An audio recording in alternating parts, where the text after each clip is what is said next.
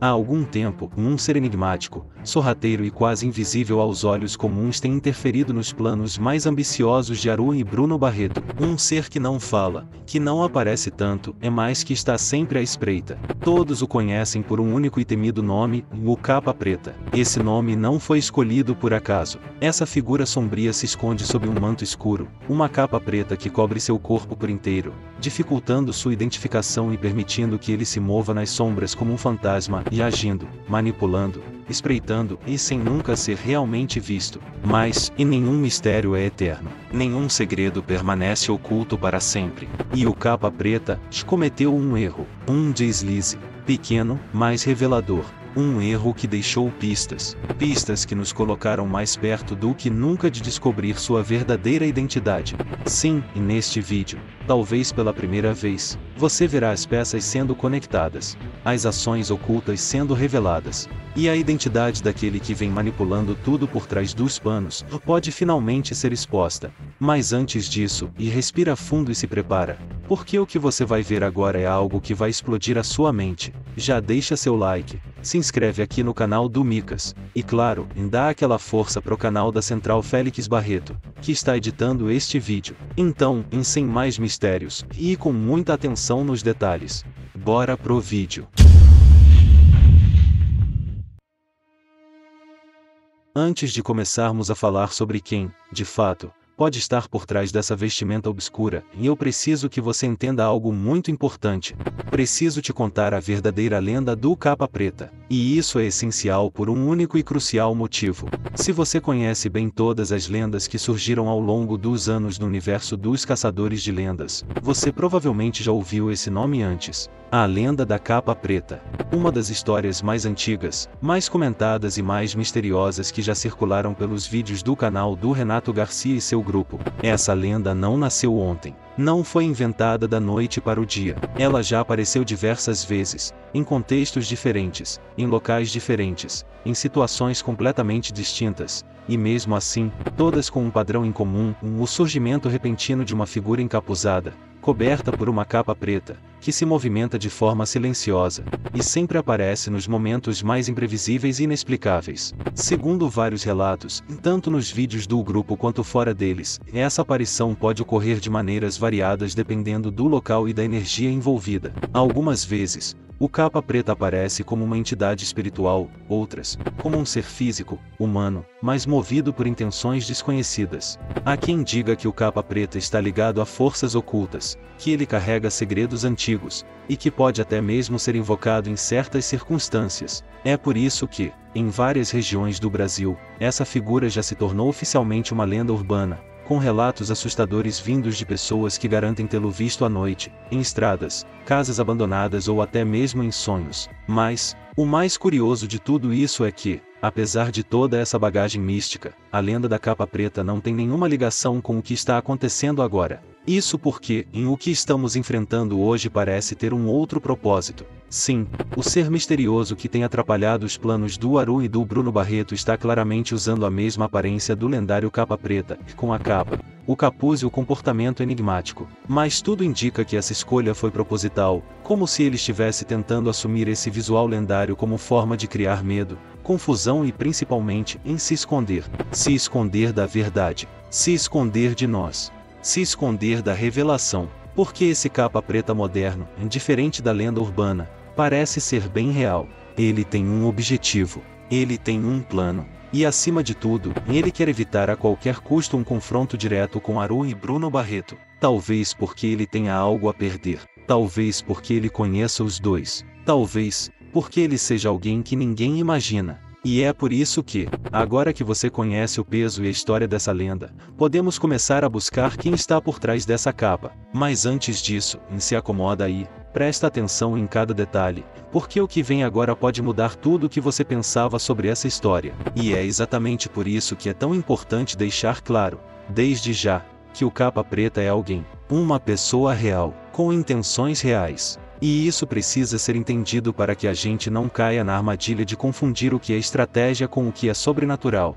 Porque sim, por mais que o nome Capa Preta carregue um peso místico, ligado a lendas urbanas e fenômenos inexplicáveis, o que temos diante de nós hoje é algo diferente. É algo mais calculado, mais humano. E essa ideia já vinha sendo alimentada há algum tempo, desde que alguns possíveis capas pretas foram descobertos durante missões suspeitas e repletas de estranhezas. Em muitas dessas missões, surgiam figuras mascaradas, encapuzadas, com capas escuras e comportamento duvidoso. Mas o que chamou a atenção é que, na maioria desses casos, esses falsos capas pretas não apresentavam um objetivo claro. Eles surgiam, agiam sem direção, e acabavam sendo revelados ou capturados com certa facilidade. Isso acabou provando que eles não eram o verdadeiro Capa Preta. Eram apenas cópias, distrações, fantoches, talvez. Mas desta vez, tudo mudou. Porque dessa vez, o verdadeiro Capa Preta agiu, com frieza, com foco, e com sucesso. E o mais curioso, não foi por causa do cofre,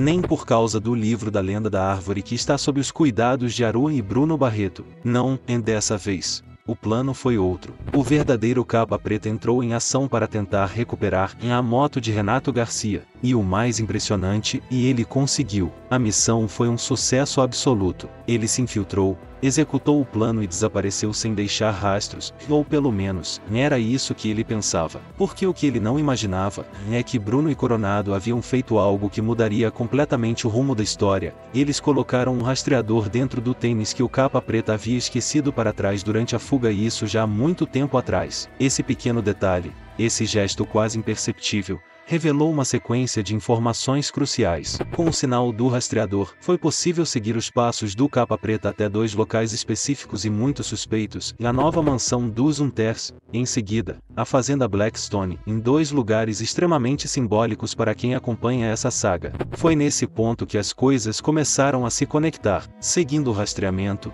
os meninos conseguiram encontrar a moto, mas também a perderam pouco tempo depois. E foi justamente após essa perda que surgiu mais uma revelação surpreendente. Ao analisarem cuidadosamente as câmeras de segurança, eles descobriram uma ação misteriosa. A chave da moto do Coronado que estava ao lado da moto do Renato havia sido jogada no campo, como se alguém quisesse dificultar propositalmente o acesso à moto. Mas por quê? Talvez como uma forma de punição. Talvez apenas para atrapalhar o Coronado e impedir que ele usasse a moto novamente tão rápido. De qualquer forma, essa atitude plantou uma ideia certeira na mente de quem assistia. Porque o Capa Preta não levou a chave? Ainda que ele queria que pensassem que sim. Mas a verdade é que a chave foi abandonada propositalmente. Isso nos mostra que, além de agir com inteligência e sigilo, o verdadeiro Capa Preta está jogando com a mente dos envolvidos, criando distrações, alimentando dúvidas, e controlando a narrativa como um mestre estrategista. E mais do que isso, essa missão revelou um detalhe importante, algo que passou despercebido por muitos, mas que pode, sim, ter entregado sua identidade. Um gesto, um comportamento, uma escolha de caminho, algo que só alguém muito próximo faria. E é por isso que agora, estamos mais perto do que nunca de descobrir quem realmente está por trás da capa. Só existia a possibilidade do Capa Preta ser 2 pessoas, e essa conclusão foi baseada em algo que não mente, e a altura. Sim, pelas imagens captadas em diferentes momentos, era visível que o indivíduo sob a capa tinha uma estatura elevada. E se realmente fosse alguém que grava vídeos para os Hunters ou que já tivesse feito parte dessa galera, 2 opções logo surgiram como as prováveis. A primeira e mais óbvia, Renato Garcia. A segunda, Bruno Garcia. E essas suspeitas começaram a fazer ainda mais sentido depois da análise cuidadosa das provas capturadas pelas câmeras de segurança da mansão Strix no dia exato em que a moto foi recuperada. Isso porque, poucas horas depois da missão, o próprio Renato Garcia postou mostrando que já estava de volta com sua BMW S1000RR, a moto que havia sido tomada, e depois resgatada. Essa atitude gerou uma dúvida profunda. Renato participou diretamente da missão? Ou ele apenas pediu para alguém de confiança executar a recuperação sem levantar suspeitas, enquanto ele cuidava da narrativa nas redes? E se ele não participou diretamente, então esse alguém só poderia ser a segunda opção, Bruno Garcia. Bruno tem altura semelhante, sabe pilotar moto com habilidade, é discreto, e teria todas as condições de completar essa missão de forma rápida, silenciosa e sem chamar atenção em exatamente como aconteceu. Porém, em uma série de detalhes pequenos, mas extremamente reveladores, começaram a descartar essa hipótese. Primeiro, aquele tênis com rastreador, e o mesmo tênis que foi deixado para trás e identificado mais tarde na nova mansão Unters e depois na fazenda Blackstone, e não poderia ser do Bruno Garcia. E por quê? Porque até hoje, Bruno não foi visto em nenhum desses locais nas últimas semanas, nem sequer nas filmagens, nem em bastidores, nem em fotos. E mais do que isso, Bruno Garcia não usa tênis da Nike. E esse tênis rastreado era um Nike de modelo muito específico. Agora adivinha quem adora esse tipo de tênis? Exato, Renato Garcia. Então, quando você junta todos esses elementos, a localização captada pelo rastreador, a ausência total de Bruno Garcia nas áreas monitoradas, o estilo de tênis usado, a altura compatível, e o vídeo post feito por Renato com a moto recuperada, sem falar da eficiência e do silêncio da missão, e o fato de ninguém ter notado tumulto algum na mansão Strix, tudo aponta para uma única e inevitável conclusão: Renato Garcia pode, sim, ser o verdadeiro capa preta. E mais do que isso, ele assumiu esse papel para cumprir suas próprias missões pessoais, de forma silenciosa, estratégica e totalmente eficaz, sem precisar mobilizar a equipe, sem criar alarde. Apenas ele, sua moto e sua capa preta. Uma jogada arriscada, ousada e incrivelmente inteligente, que garantiu 100% de sucesso e, até agora, vinha passando despercebida até este momento. E se você também acha que essa teoria faz sentido, comenta aqui embaixo. O capa preta é o Renato. Se inscreve no canal do Micas. E claro, já segue a Central Félix Barreto, que mandou muito na edição deste vídeo. Compartilha esse vídeo com aquele amigo que também acompanha as lendas. E deixa o like se você curte quando a gente vai fundo na investigação. Porque no fim das contas, não importa o quanto você tente se esconder nas sombras, a verdade sempre encontra uma fresta para sair à luz. E hoje, a capa caiu.